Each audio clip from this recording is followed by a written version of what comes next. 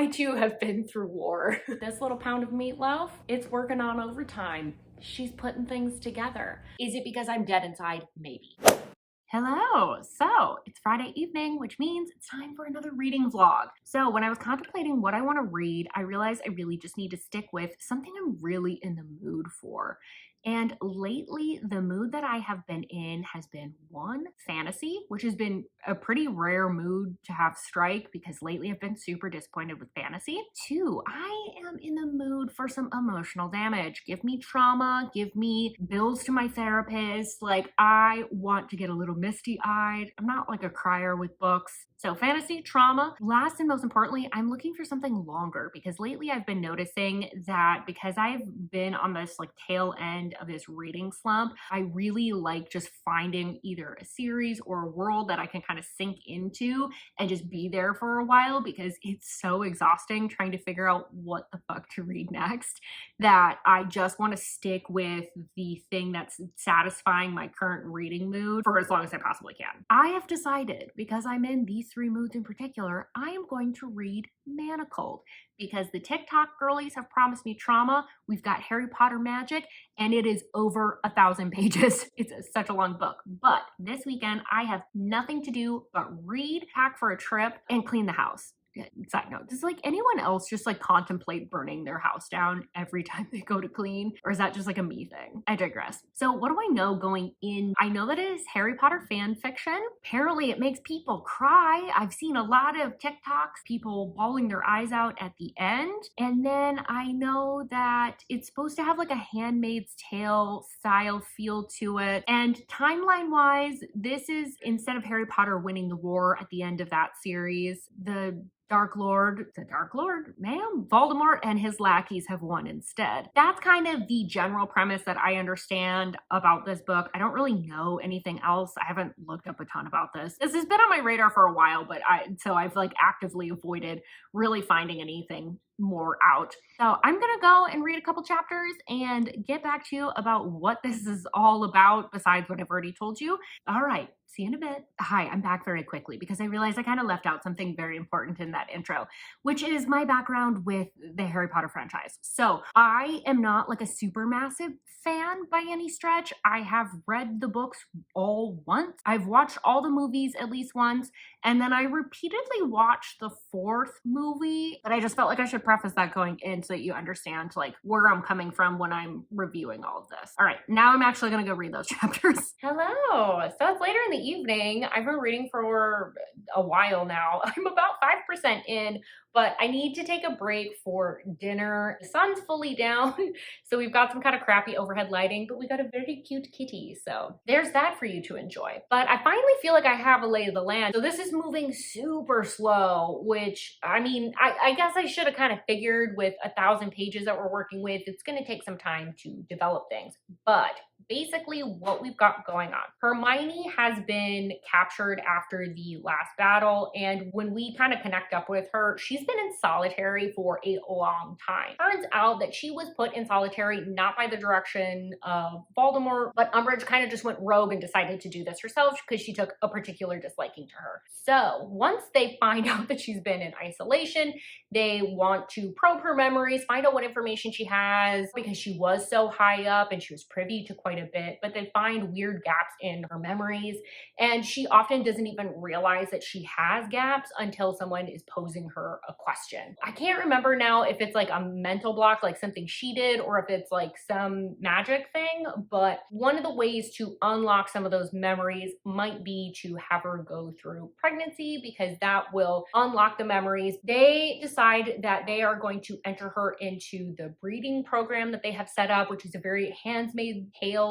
sort of situation. I mean, honestly, they're not saying it, but like basically it sounds like there's been so much inbreeding with the purebloods through all these arranged marriages that they're having fertility issues. And pause. Just because I know fertility can be a sensitive topic, I did just want to clarify the only reason I'm saying that is because purebreds are a very, very select group of people. It's a really small pool we're talking about. So I'm not suggesting that fertility issues are exclusively caused by inbreeding at all. They need to turn to like lesser wizards of lower lineage, mudbloods, half-bloods, all that sort of thing. So they're having to turn to them. And they're using a lot of the people that were part of the resistance in order to do that. So they are gifting these women to extend their lineage. So because Hermione is like really high value, they need to give her to someone important and really monitor her. So she is given to Voldemort's right-hand man, which is Malfoy. Of course. She basically just got to his estate and is sort of figuring out the lay of the land. She is dealing with the manacles that are around her wrist. They basically prevent her from using her power, but they also force her to comply with any instruction that she's given. She can't harm herself, the people around her. Like anything happens that's kind of distressing, she basically kind of gets like locked up. It sounds like she may have some trauma that she's going to be working through in the next handful of chapters. That's where I'm at the moment. I'm gonna have some dinner now. I think I might go to the tap room. I'm in the mood for a sour beer and I don't have any in the house. So I'm gonna go do that and I will update you when there's more going on. Like I said, it's moving really slow. I'll see you in a bit. Hi. So obviously this isn't me at a tap room. After dinner, I got really tired and I decided to shower and get cozy, and we've got Kevin here once again. So I also found a Pilsner in the back of my fridge that I think I'll just have to accept my lot. But I'm now 15% into Manacled. I feel like I've been reading this forever. A lot of what's been going on lately hasn't been a lot of relationship development. It's a lot of Hermione processing what's happened to her, figuring out what her kind of like triggers are, working on pushing past them, trying to come up with a plan for escape, and gathering information about what's going on in the outside world because she's been isolated for so long that she doesn't really know what's going on. And then also her trying to gather information about what the restrictions are that she's under with Malfoy. Upset the cat. I have a theory, and I'm worried that if I'm correct that it'll be spoilers. So I'm going to timestamp this, and if you haven't read it and don't want to potentially be spoiled for something, you might just skip ahead. So what I've been noticing through this whole thing has been that Malfoy is very cruel with his words, but not with his actions. Like, if Hermione needs something, she seems to be able to have access to it. He likes to mock her and make fun of her, but like if it comes to her physical well-being, he's treating her quite well. My theory here is that they were either together previously or he is part of the resistance and has been part of the resistance, because there's been a couple different hints. One, Hermione came in and was starting to have like a panic attack, and he was nearby in the room and he started to get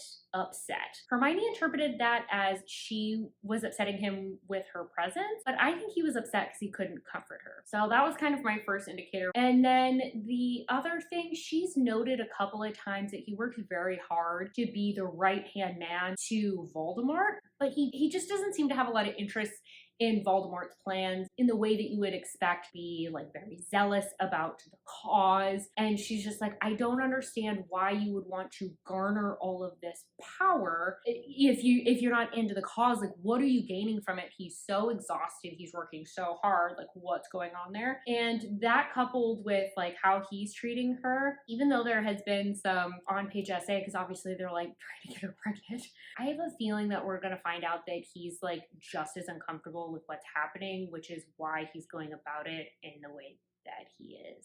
I think that also would explain why he doesn't really care about his wife.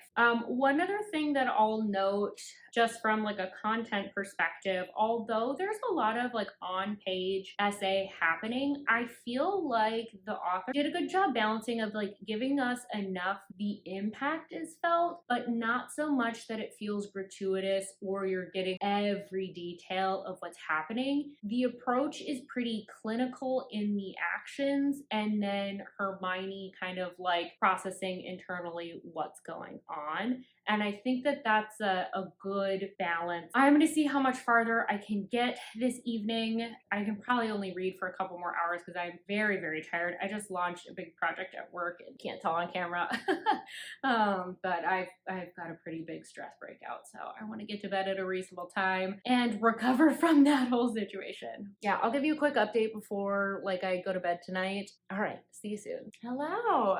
So I need to stop reading for the evening. So I've gotten 25% in at this point. I am now to the chunk of flashbacks. So this is divided up into like 3 parts, I've realized now. So there's like a beginning portion, the flashbacks, and then there's like an end portion. So I feel like the intro portion, we set up a lot of plot points. We're seeing a very slow development of some sort of relationship between Hermione and Malfoy. The problem is now that it finally feels like there's a little something going on, and it's not even like a full-fledged anything. Like it's just like a little that's it.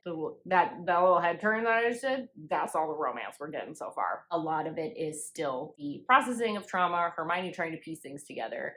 And then also, like, she's just kind of in a lot of dangerous situations because people do not like her. You know, she's the enemy. So she's constantly in harm's way, and Malfoy is having to rescue her a whole bunch, which is good for the relationship development, but also it is very slow to develop. Now we're going to get into a chunk of flashbacks, right as we were just getting like a little bit of good romance. But I can tell that, like I said, that beginning portion really feels like these are all the plot points that you need to be aware of, or a lot of information that will be important that comes up later. I've rambled enough, I think, for the moment. My Kindle is saying I still have 12 hours of reading left. 12 hours. Good Lord. This is so long. I think in my head when I was like, oh, it's 1,000 pages, I was like, I normally read like 3 books for vlogs anyway, so that's fine. But like seeing it laid out like that makes it feel so much more exhausting. But I'm gonna sleep, rest up. I'm hoping to maybe go to a coffee shop tomorrow morning and read for a little bit and just get myself out of the house. I didn't leave the house today, so I should probably do that. Sleep well, my friend. Well, you're not gonna be sleeping. I'm gonna be sleeping. Sleep well, me. I'll see you tomorrow morning. Good morning. I'm awake. I'm ready to go to a coffee shop. I'm filming in a mirror because it seems easier than trying to point this thing at my face right now when I'm very tired. So, oh God, I'm not in frame. Good job. This is going great. All right, so I'm gonna go get that coffee. I might go for a walk because the fun thing about fan fiction, because it is not copyrightable, a lot of it is available as audiobooks on Spotify and on other platforms. So I might consume it that way for a little bit and go for a walk so that I actually leave the house at some point during this weekend. Also, can we just note my hair is in like full, oh, you can't really tell. Well, you can tell a little bit. It's in full purple grow out mode, and my hair is fully gray. It's fully gray right now. It's very 2015. I'm gonna go do that. See you in a bit. Hello. So I'm back from the coffee shop, and I have a cat joining me once again. Good Lord, you just need to be in every shot, don't you? Yeah, his goal in life is to be an inch from my face at all times. So I'm now a third of the way in finally, and my theory was correct. This little pound of meatloaf, it's working on overtime. She's putting things together. That has also led me to a new theory, which I'll outline very quickly and put timestamps on in case you want to skip past this. But my new theory is because Malfoy in the present timelines is killing people so quickly and so efficiently, I'm kind of wondering if he is killing them quickly intentionally so that they're not suffering and so that more information isn't falling into the hands of Voldemort. That's my new theory. Now back to unspoilery things for a bit. We do get an explanation finally for why the memories are blocked, and it actually kind of makes sense in the like grander scheme of the story. And I have to say, one thing that I don't know that I picked up on earlier, but it sounds like in this universe, Ron and Hermione were never together. So that was interesting and took me like a hot second to pick up on. Oh, we're just getting cat booty. This is free, y'all. You don't even need an OnlyFans account. I have to admit that I'm like really frustrated on Hermione's behalf right now because she is just expected to sacrifice and sacrifice and sacrifice for the cause. No one's taking notice and no one's appreciating it. And it's just making me angry because she isn't even really cataloging that for herself, because a lot of this is her in her head in between interactions. It's her schemes, it's her trying to figure out how to win this war and what she can do to make things easier or better. But she is so isolated. She's so isolated. No one's grateful. It's making me so frustrated with Ron and Harry because like they're supposed to be her best friends, but the second that this has cropped up, like she's just nothing to them.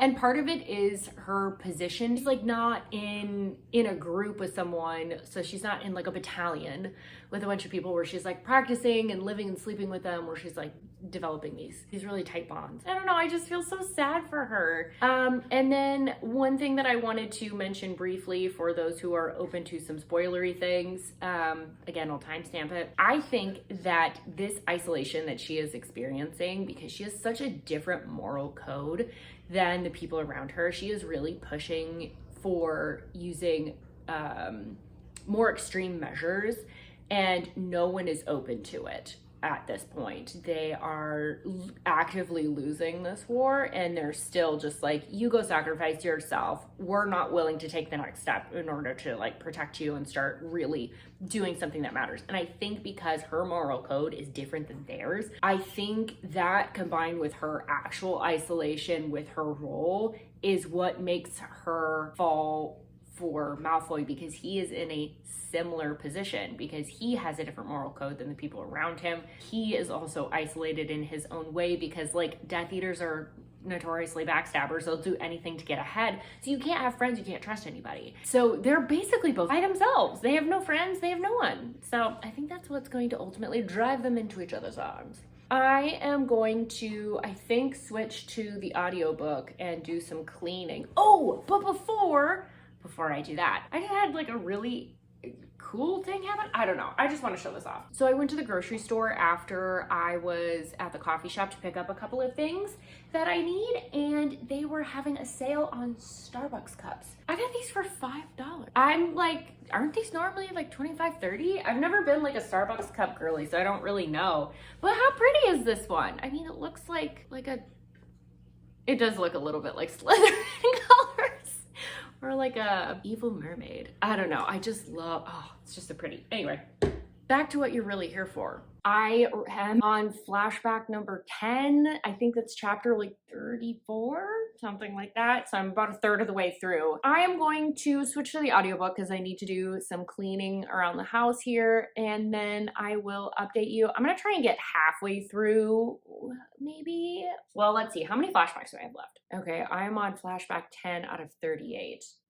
I'm gonna see if I can get quite a bit farther in before I update you again. It's still pretty slow moving overall, I would say. I keep updating you because I feel like I've been reading for a long time, and I'm like, oh, I should update. I'm not that much farther in. Maybe I can get through the rest of these. All right, see you soon. Hi, so it's now 8:30, and I figured I'd give you an update because I'm almost done with the flashbacks, but I cannot read another flipping page tonight. My eyeballs are gonna go crossed, and I am tired. I also need to get something done, so we're gonna fold clothes on my bed. So, as I said, I'm about 2 chapters away from being done with the flashbacks, and I think the flashbacks, the thing that is fun about them is that you're seeing all the little flashbacks that you got in the initial intro portion. You're seeing how they all fit together and what it all means, which is cool and fun, because like when you get to one of those scenes, you're like, ah, that's fun. I know what's happening now. Or you get why Hermione is doing something in present day, even though she doesn't maybe even understand why she's doing it. And you're just kind of like, oh, like there's like all these little moments. Basically, the feeling overall is just exhaustion. Hermione is just so isolated.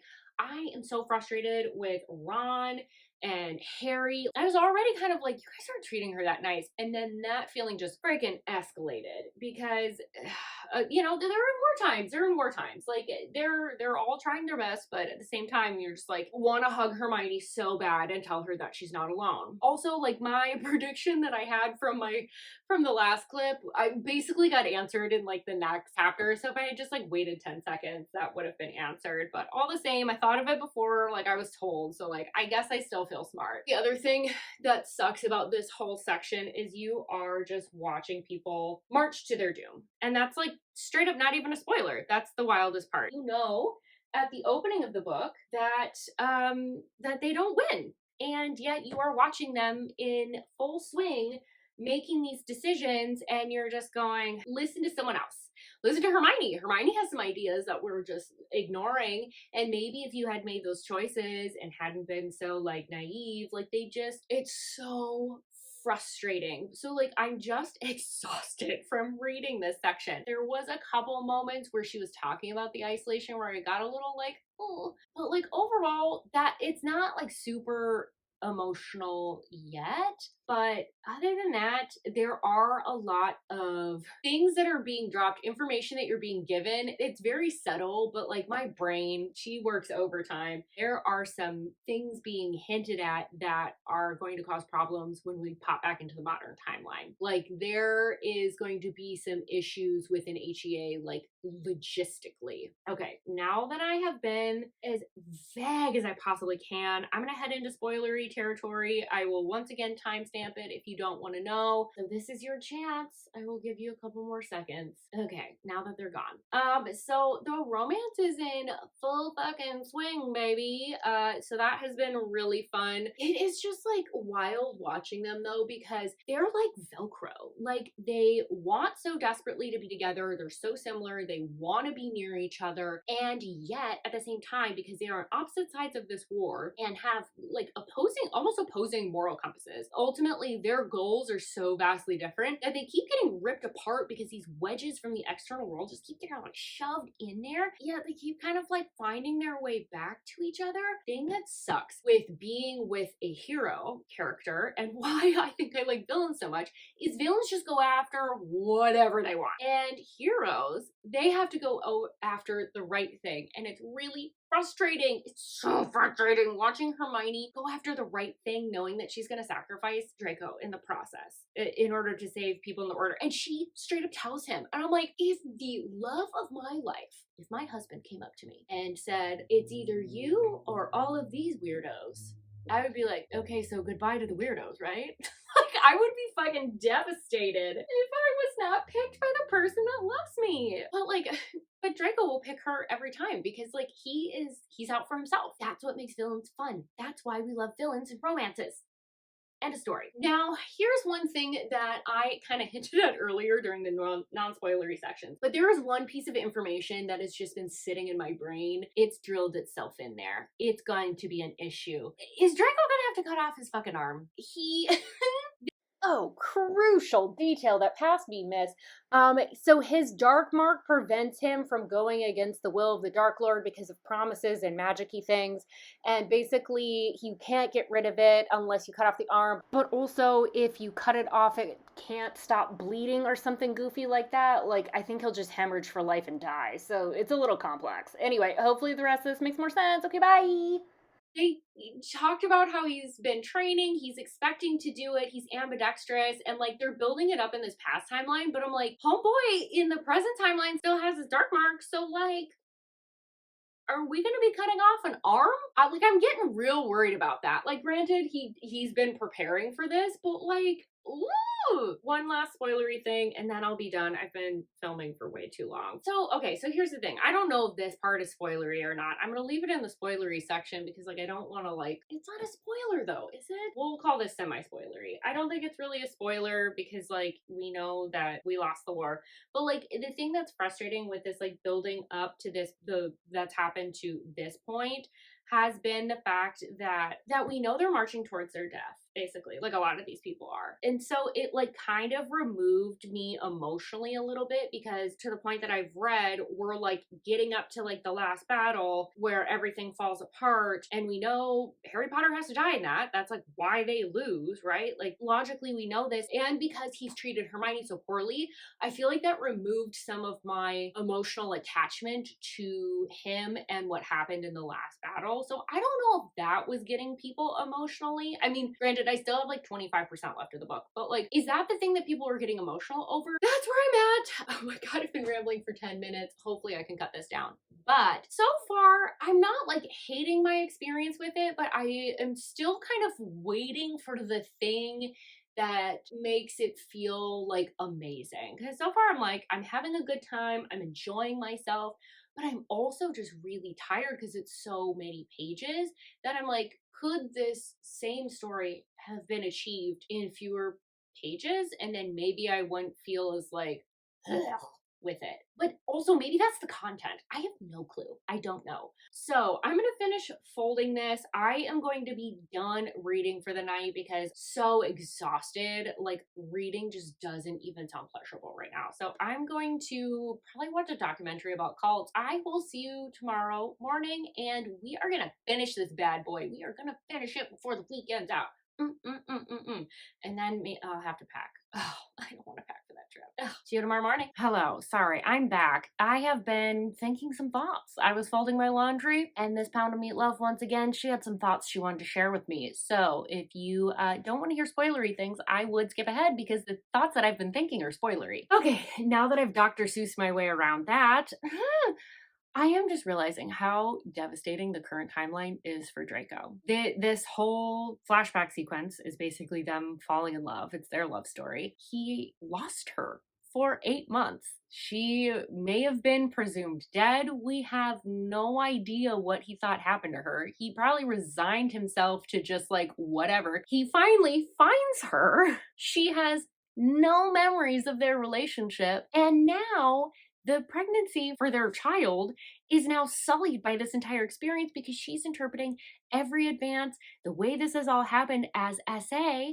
And it explains why he's been getting sick afterwards because, like, he freaking cares about her and he doesn't want to hurt her. He's, like, keeping up his normal, like, mask of indifference situation. And I'm like, I don't know if that's going to play into a cover that he's trying to keep or if that's, like, just part of his personality, too, as, like, a defense mechanism because she doesn't remember. So what's the point of, like, trying to, like, bring her around? Like, unless she recovers the memories, like, she's not going to believe him, right? Poor guy. I'm like, of course he doesn't like his wife. That whole thing is just making me so sad and devastated for Draco because, like, Hermione has sacrificed a lot and she's going through a lot, but emotionally, like, Draco has been through the ringer at this point.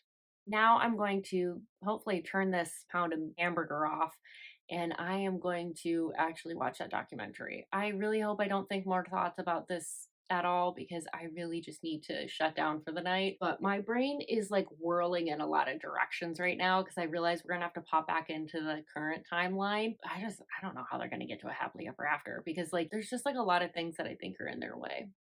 Wait, this does have an HEA, right? Like, I'm not gonna get to the end of this. Is that why everyone cries? I will be pissed if there's no HEA. Oh my god, that hadn't even occurred to me. Okay, no, this is fan fiction. This is fan fiction. Sadly, you will do me a solid, right? Okay, well, I'm gonna have to like look that up. Okay. See you tomorrow. Hello, good morning. So it's now Sunday morning.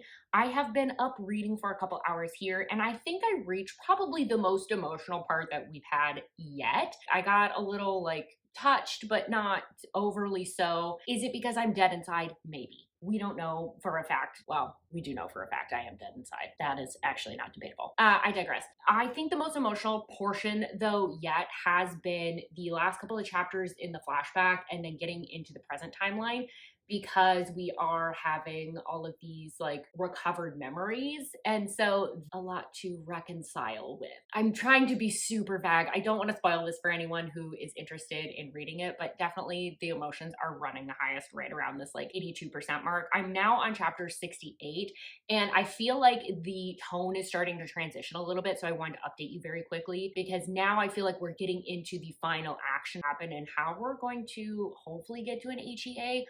I I am really worried that things are not going to work out. Now, I'm just going to talk about something spoilery very briefly. So skip ahead, timestamps and all of that, blah, blah, blah. 3, 2, 1. Okay, so I knew this was going to be friggin' devastating. Just watching Draco experience the pregnancy and not being able to be attached. I kind of knew that at some point that he was going to be having to sacrifice himself.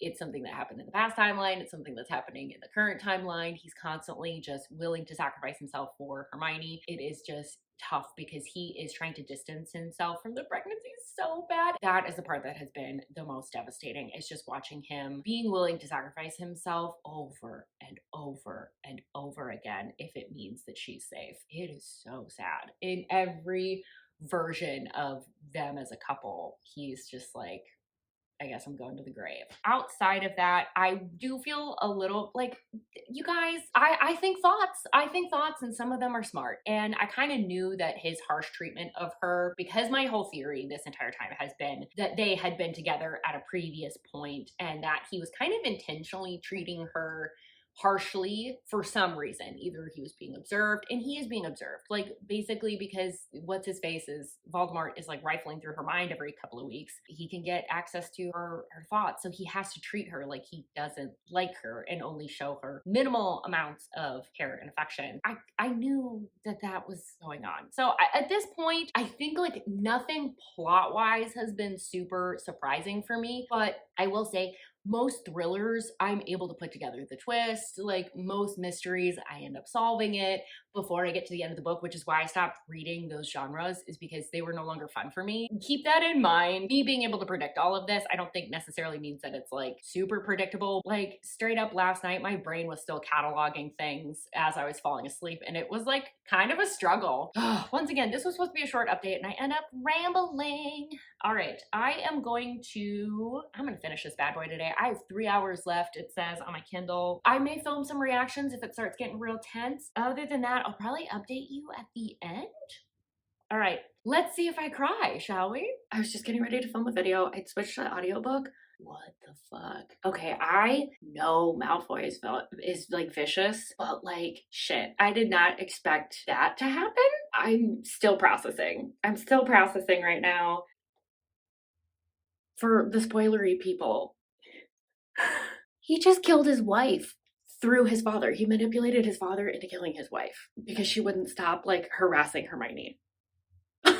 She is a highborn? No, that's an ACOTAR term. What am I trying to say? She's like part of like the upper crust of wizard society. I don't know if his dad is fucked or not. All right, I'm gonna keep reading this. That was wild. That was wild. I was right. I hate that I was right. It was been sitting in the back of my head since they mentioned it, and I know that they've been looking for a way around it, but they didn't find one. They did not find one. That was a rough scene. The author is really just going there. She doesn't care about anyone's feelings. She's like, look, this is a brutal world. You're just gonna have to deal with it. Okay, for spoilery people, we just cut off his hand. Oh my god, we just cut off his hand. I kept thinking she was gonna find a way around it. I was so positive she was gonna find a way around it. Nope. We just only found a way to keep him alive, not to get around the hand cutting. Also, update on the HEA situation, because I am not sure that it's actually gonna happen. I'm still not clear. I feel like maybe we're closer to it now that we've done the deed, but I don't know, because like Draco keeps doing things where I'm like, sir, are you even trying to make this an HEA, or are you really just trying to hurt my feelings? All right, now I'm really done. I'm really gonna go back to this. I have no theories at this point. I don't know where this is going. I have no clue. Okay, so I finished the actual book, and now there are 2 epilogues. I love how I've been touting my intelligence like most of this vlog, and I can't even do some basic counting, so that's really cool. There's 3 epilogues. I still have an hour of reading left. I still have 6% of this thing. I felt like that ending was a little bit drawn out and kind of reduced the impact of the action. The last time I recorded was kind of the last like gasp moment, and then after that it's just kind of been this like slow decompression. I don't know what's coming in these epilogues, but so far the main book has not made me cry. I got a little like sentimental, and I don't know if I just have a stone cold heart, or the crying parts in the epilogues, or the TikTok girlies are dramatic as fuck. Guess we'll find out. I did it. I am done. I have read all the way through, including the 3 epilogues. I think I said 2 when I recorded my previous clip. There's definitely 3. Pick number 3, my lord. Anyway. Okay, now keep in mind, I'm not an epilogue person in general. So the fact that I read 3 epilogues, you're welcome, universe. I did it for you. So the first 2 epilogues, I would say I was most interested in because we were following Hermione and Draco. The last one doesn't. It follows other people that are involved in the story. I just didn't really care as much about that part. The first epilogue, there's still a lot of that residual tension that you felt throughout the book. And I was kind of almost waiting for another shoe to drop, especially because people were talking about how emotional it was. I was like, okay, if there's not a lot of action, I felt like maybe there was going to be like this intense emotional something. Alas, I have a heart of stone. I was fine throughout the entire thing. I did feel a little like, oh, at times, or there were some touching moments, but yeah, I don't know. I guess I'm just an emotionally constipated person. So it didn't hit me in the way that I see a lot of people on TikTok like crying over it. So I think if you're just like in general, books sometimes make you cry, this might get you, but if you're like me, this isn't gonna be one of those that brings out the feelings. I was kind of hoping it would, to be honest. I really wanted it. I think having an epilogue that long was actually kind of nice because it does allow you to decompress from that tension and that like waiting for the other shoe to drop that you've been experiencing through the whole book, because it's proportional, I feel like, to the book itself. That said, that third one I could have done without. I think that's okay. I didn't need that one to feel satisfied and feel like the story was wrapped up. Hi, Baron from the editing bay. So I'm like several weeks out from finishing this book now, and I will say the last line on the 3rd epilogue has really stuck with me. So although I didn't love that 3rd epilogue, I think the most impactful part of the entire book is honestly that last line. So take that for what you will. If I was to reread these, I think I would only reread the first set of chapters and the last concluding chapters. I really enjoyed the current timeline a lot more than I did those flashbacks. That said, I definitely think this is worth the read.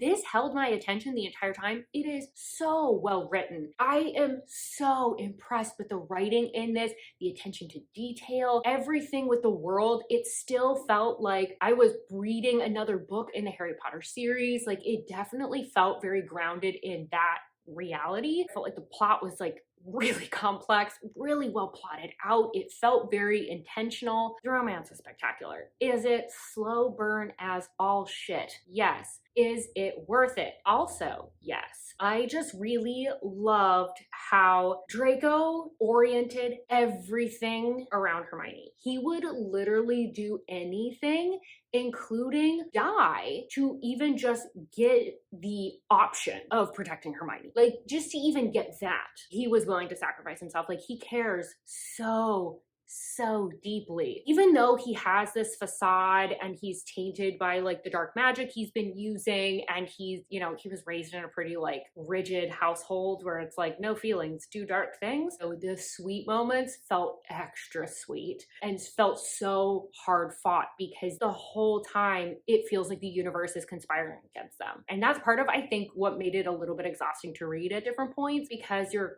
constantly, for like over 1,000 pages, just like, I don't know how they're gonna end up together. The romance, that's the highlight for me, to be honest. It was a long time to get to. It took a lot of chapters to get to it, but once we got to it, I was very much on board. I very much liked it. I highly recommend you pick it up. I'll link a video that explains how to download it in case you haven't read it and want to read it on your Kindle. I'll also link the playlist of the audiobooks that I listened to. I listened to ETL Echo, Enemies to Lovers Echo, their audiobooks. I found that the audio quality did vary a little bit, narrator to narrator. With something this long, it was nice to switch between like reading physically, which I did primarily, but then switching to audio for a little bit just because I have to get some stuff done at some point. With all of that, comment down below. Let me know if you've read this. If you have any questions, feel free to leave them. I'm happy to answer them. If you want to talk about something spoilery, maybe just like flag that at the beginning of the comment so that people who want to avoid that are able to. And if you're a